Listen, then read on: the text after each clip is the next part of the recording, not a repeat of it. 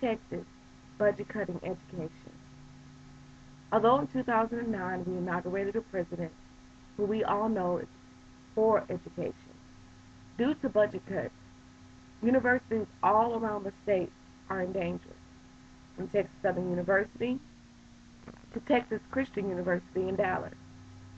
Unfortunately, now we have students graduating, and the funding for their education is in question. I sat with Andre Wagner, a Texas Southern University graduate student and RC for the Housing Department, to ask, so what is going on? What we're seeing right now is a consequence of, honestly, people not voting. We had lower voter turnout this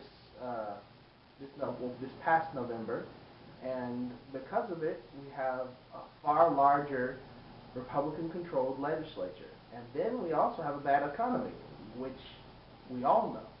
And so because of a bad economy and a deeply controlled Republican legislature and a Republican governor and the Republican judicial system in general, and just to be quite frank, a Republican state, we have an economy that's shrinking. Texas is going to suffer. Education system, minorities, low income, we're going to suffer. Do you believe that there's anything that we can do now? Now that the voting is over and we're stuck with who we're stuck with?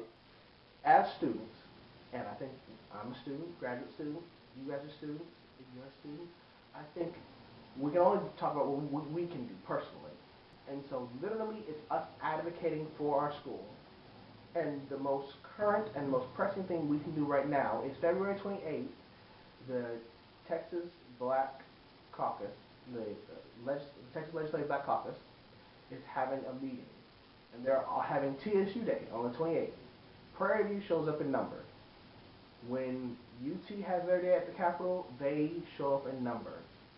We need to make sure that we get on the bus and go to Austin.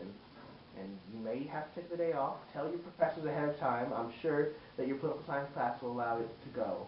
But go to Austin and fight for those things that are important. And then not just me or you, but also making sure other people attend as well.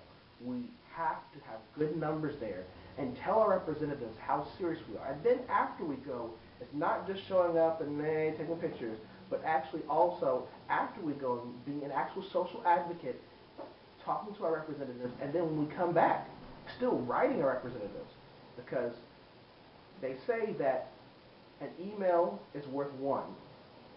A phone call is worth 5.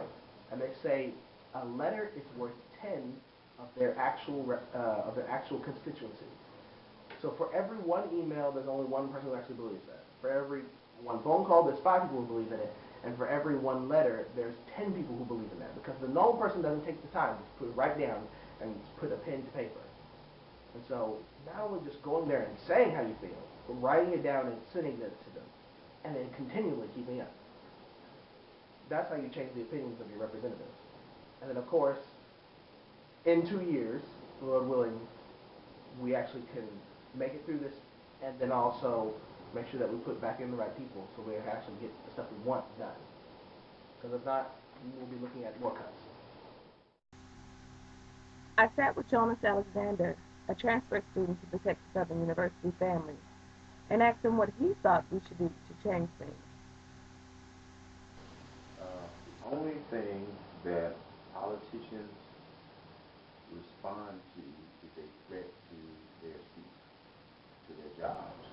You would have to gather enough people to get their attention in protesting, in letting them see what the upcoming election is going to do, what the turnover is going to be, turning over the government at the state level to Democrats. That's the only sort of thing that will get their attention to see that this is not going to be accepted.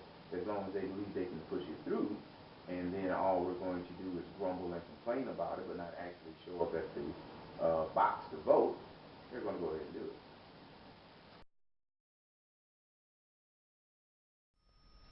Dear State Legislator, my name is Milan Powell. I am 6 years old and in the first grade. The proposal budget cuts will harm the future of kids like me.